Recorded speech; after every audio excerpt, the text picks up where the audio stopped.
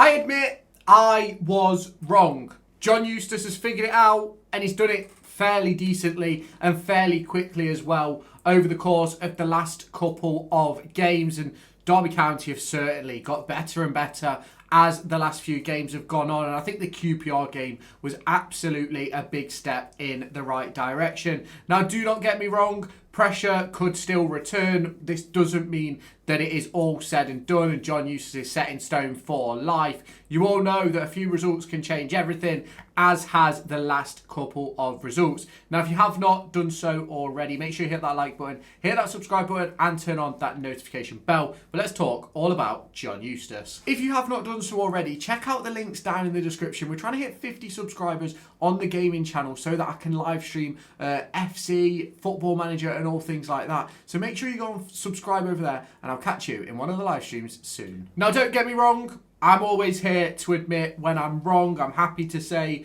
that I've made mistakes in life, and ultimately this discussion around John Eustace, which I had over the course of the last few weeks, has definitely been one which has been a little bit eye-opening for myself. And don't get me wrong, I understand that many people were always bashing on about time, but ultimately we just didn't look that great before, and thankfully that has changed over the course of the last game and a half, let's say. Overall, it's not massively changed, but over the last game and a half, we've been a lot better than we have been over the course of recent weeks, and ultimately that has led to Derby County getting back-to-back wins, and we're going to go into that a little bit more in this video. So if you haven't done so already, hit like, hit subscribe and turn on that notification bell. Let's get into it. Now, obviously, over the course of the game versus Norwich, I was very keen to point out that we've got to be very careful in how we address Derby County and even the manager in terms of John Eustace and sort of how they're going to progress over the course of the next few games, because there's so many things that could change with that sort of situation for me. And obviously, when we look back to the Norwich game, it wasn't a great game of football. Like, the first half, we could have been 3-4 goals down. Like, let's not beat around the bush. If we was playing Coventry City, we'd have lost 3 or 4-0 and probably wouldn't have scored in the second half and all things like that. And ultimately, that is sort of where my problem arises from that game. But ultimately, I do have to say we've been a lot better defensively across the course of the second 45 minutes and even across the course of the 90 minutes today against QPR. It's 2 clean sheets in a row. And ultimately, a lot of that goes down to the introduction of Sondre Langas into a back three. And I think the 3-4-3 setup that John Eustace has gone for has been absolutely delightful over the course of the last last game and a half, really, isn't it? It's no more than that. And ultimately, I'm not going to say that pressure has gone, because ultimately there's always going to be pressure. Doesn't matter whether you're the manager of Alfreton Town, Derby County or Barcelona, there's always pressure to make the fans happy and to make the players happy and all things like that. And ultimately, I think John Eustace has done a really good job of managing that over the course of the recent weeks. Hopefully this is the start of impressive things to come. That is my hope. I assume it's your hope as well watching this video if you are a Derby County fan. And that is sort of where I find myself right now. It's hoping that those results continue to come in for Derby County and hoping that we can continue to win. And ultimately, that is going to come with continuing to play this way. Now, obviously, there was a big decision to be made today with the move for Bobby Clark in midfield instead of Ibu Adams. Obviously, Ibu Adams suspended. Could have gone and brought up a more defensive-minded midfielder, but he went with what we had in the building. He went with Bobby Clark, and I actually think Bobby Clark was one of Derby County's better players versus QPR. I think he was a very, very good addition into that midfield. It offers a little bit of agility, a little bit of balance, a little bit of composure, lads. Composure. And I thought Bobby Clark was brilliant today. Created a couple of good opportunities, I felt. Made some really good passes as well, which sort of helped Derby County open up QPR. Don't get me wrong, we didn't score or create as many chances as I would have liked, to be completely honest with you. But we definitely were better today than we were for pretty much the majority of the start of this season. And I think it's really important that we do acknowledge when we play well, when we don't play well. I think it's important that we acknowledge all of it, because at the end of the day, if you don't, you can't appreciate the highs and you can't also appreciate the lows, if that makes sense.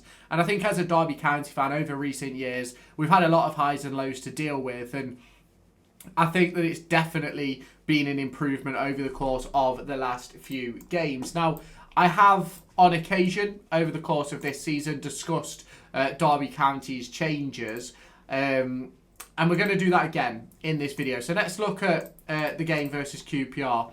38% possession to 62%. Absolutely not surprised about that at all. QPR definitely dominated the ball today, but ultimately it was in areas where Derby County weren't ever really in trouble. You look then at the expected goals. Derby County created 1.87 XG, whereas QPR only created 0.54. Now, don't get me wrong.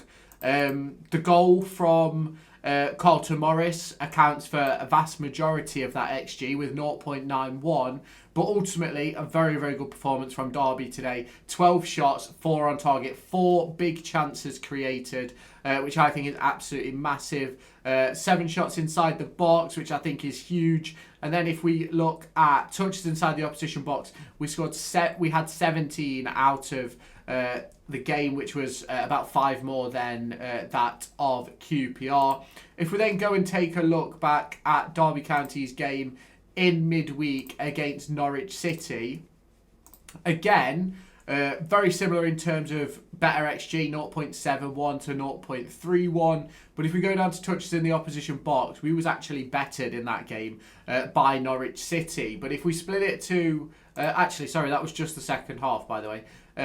But yeah, Norwich had 48 touches in the opposition box to our 18, and that's sort of why Derby County were giving up so many chances over the course of recent weeks. It's stuff like that which hasn't been great. Now, we've certainly bettered that over the course of the last game and a half, but there's still a lot of work to do for John Eustace. There's still a lot of work to do for the squad. Obviously, Corey Blackett-Taylor not involved today. Whether that's injury related or not, I'm not entirely sure. With Derby County winning the game, I don't actually think he was asked the question by Ed Dawes in the interview, but I'm sure that'll be something that'll be addressed heading into the game versus Sheffield United. Obviously, the reintroduction of Liam Thompson into the squad is a positive and hopefully one which gives John Eustace better midfield options. However, for me, I think heading into the game versus Sheffield United, I think we've got to stick with the team that won us the game. And that is Zetterstrom in goal, a back three of Langas, Sanderson and Clark, a midfield four of Elder, Ozo, Clark and Johnston. Obviously, we'll get on to Johnston in a minute. And then a front three of Diaz, Ajimang and Morris. I think the only real change that needs to be made, apart from the Johnston situation, is Brereton Diaz. I think he's been a very hit and miss player so far. Not quite sure... I'm not quite sure how I feel about him, to be completely honest. But obviously, he can get into a rhythm now. But we're going to have to wait and see sort of how John Eustace does develop this over the course of the next few weeks. Obviously, there is going to be a change at right wing back because Max Johnston unfortunately suffered a hamstring injury in the game versus QPR. As he was breaking, we was on a counter-attack. Bobby Clark plays the ball through and... unfortunately pulled up. If I can get the clip, I'll put the clip on screen now because I was recording the counter-attack for the matchday vlog and unfortunately you see him pull up and go down and it's disappointing. Hopefully it's not that long term, but if he's done what I think he's done, you're probably looking not seeing him until after Christmas and probably more into the new year, but we'll have to wait and see how bad the injury actually is. But if you have not done so already, hit like, hit subscribe, turn on the notification bell, and I'll catch you in the next one. Bye-bye, guys.